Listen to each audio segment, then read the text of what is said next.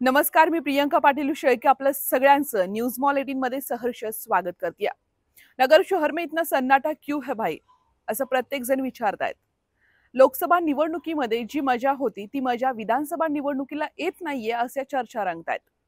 बाकडे असतील, सोशल मीडियावरचे कार्यकर्ते असतील, प्रत्येक जणामध्ये आपलाच नेता हा आमदार झाला पाहिजे अशी चर्चा आहे। मात्र प्रत्यक्षात आणि ग्राउंडवरती कुणीही हे मत मांडत नाहीये किंवा उघडपणेही बोलत नाहीये।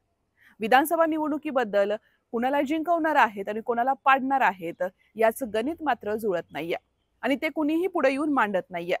त्यामुळेच विधानसभा निवडणुकीबद्दल इतका शुकशुकाट का आहे, मनातली गोष्ट ओठावरती का येत नाहीये, खरी गोष्ट काय आहे, या सगळ्या गोष्टींचा विचार व्हायला हवा। तसं पाहिलं तर विधानसभा निवडणूक अगदी सोपी आणि साधी आहे। सध्या महायुतीचे विद्यमान आमदार संग्राम जगताप यांनाच तिकीट मिळू शकतं याची दाट शक्यता। यात जर शिंदे गटाच्या शिवसेनेनं जर तिकीट मागितलं किंवा बीजेपीनं जर तिकीट मागितलं तर थोडा प्रश्न निर्माण होऊ शकतो। तसेच उपनगरातील त्या नामांकित कुटुंबातील त्या व्यक्तींनी जर विधानसभा निवडणुकीमध्ये जर उडी घेतली तर आमदार संग्राम जगताप यांना जिंकताना मोठं आव्हान उभं राहू शकतं, अशा सध्या नगर शहरात चर्चा सुरू आहेत। तसेच महाविकास आघाडीचा विचार केला तर महाविकास आघाडीमध्ये इच्छुकांची भाऊक गर्दी आहे। प्रत्येकाला स्वबळावरती मीच आमदार होणार असं वाटतंय। मात्र महाविकास आघाडीमध्ये 3 पक्ष आहेत। उद्धव ठाकरे यांचा शिवसेना असेल, काँग्रेस असेल आणि शरदचंद्र पवार गटाची राष्ट्रवादी काँग्रेस असेल, यांच्यातून तिकीट कुणाला मिळणार हे मिळणं फार महत्वाचं आहे। मात्र या तिकिटामध्ये तितका खमक्या किंवा तितका सक्षम असा उमेदवार कोण आहे याची चाचपण होणे देखील फार महत्वाचं आहे। कैलासवासी राठोड यांची जी भावनिक या ठिकाणी संबंध आहेत किंवा भावनिक जी भावनिकता आहे ती भावनिकता कुठेतरी शिवसेनेला जास्त प्रमाणात सोपी पडेल का या विधानसभेमध्ये हे पाहणंही तितकंच महत्वाचं ठरेल।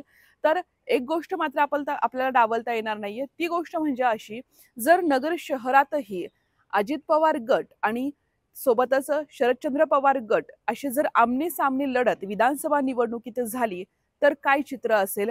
तर या सगळ्यात महत्वाचं आतापर्यंतचं जे चित्र आहे ते क्लिअर आहे की संपूर्ण महाराष्ट्रामध्ये शरदचंद्र पवार या गटाला पारडं जड आहे। कारण 84 वर्षाचे शरद पवार आपल्या उमेदवाराला विजयी करण्यासाठी भेटीगाठी घेतायत, दौरे काढतायत आणि लोकसभेमध्ये याची लीलया देखील आपल्याला पाहायला मिळाली आहे। कारण शरद पवार यांना राजकारणातलं चाणक्य मानलं जातं आणि शरद पवार जेव्हा पूर्ण ताकद उमेदवाराच्या बाजूला लावतात तेव्हा तो उमेदवार पूर्णपणे विजयी होतो याचा अनुभव नगरला आलेला आहे। कारण नगर दक्षिण लोकसभा निवडणुकीमध्ये खासदार निलेश लंके यांना विजय करताना शरद पवार यांनी मोठे परिश्रम घेतलेले आहेत आणि त्यामुळे कुठेतरी या ठिकाणी विजयही झालेला आहे। तर खासदार निलेश लंके यांची देखील महत्वाची भूमिका या विधानसभा निवडणुकीत असणार आहे। या महाविकास आघाडीमधल्या कुठल्याही पक्षाला जरी तिकीट मिळालं तरी त्या प्रचारासाठी खासदारे हे फुल टाइम असणार आहेत। कारण शिवसेना असेल, काँग्रेस असेल यांनी लोकसभेमध्ये खासदार लंके यांना मोठ्या प्रमाणात मदत केलेली आहे आणि त्यामुळे आता विधानसभेमध्ये ज्या पद्धतीनं खासदार लंके सांगतात मी 12ची 12 जे आमदार असतील त्यांना आणून घालणार आहे, त्याच पद्धतीने नगरमध्ये देखील त्यांचा मोठा या ठिकाणी संबंध असणार आहे, मोठी भूमिका त्यांची असणार आहे।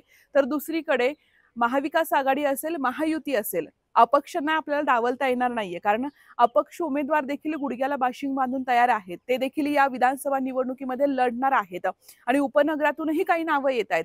त्यामुळे ही विधानसभा सुरुवातीला जरी शांत वाटत असेल, शुकशुकाट वाटत असेल, प्रखडपणे लोक बोलत नसतील, आपली मतं मांडत नसतील किंवा आम्हाला कोणाला पाडायचे, आम्हाला कोणाला जिंकवायचे यावरती मतं मांडत नसतील, शांतता जरी असली तरी सरते शेवटी नगरची विधानसभा ही संपूर्ण राज्यामध्ये लक्षवेधी असणार आहे आणि मोठी रंगत असणार आहे। नेमकं पुढे काय होतंय, महाविकास आघाडीमधल्या कुठल्या पक्षाचा उमेदवार जाहीर होतोय आणि विद्यमान जे आमदार आहेत संग्राम जगताप यांचं तिकीट जवळपास फिक्सच होतंय का किंवा आणखी कुठला चेहरा येतोय हे पाहणं महत्वाचं ठरणार आहे। त्यामुळे प्रत्येकाचं लक्ष हे विधानसभेकडे आहे आणि विधानसभेत काय अपडेट होत आहेत, काय घडामोडी होत आहेत, कशा पद्धतीनं तिकीट दिले जात आहेत आणि कुठल्या गोष्टी पुढे येणार आहेत, कशा तयारी सुरू आहेत, या सगळ्या गोष्टींचे अपडेट तुम्हाला न्यूज मॉल 18 सोबत घ्यायचेत। तुर्तास मी इथेच थांबतीये। धन्यवाद।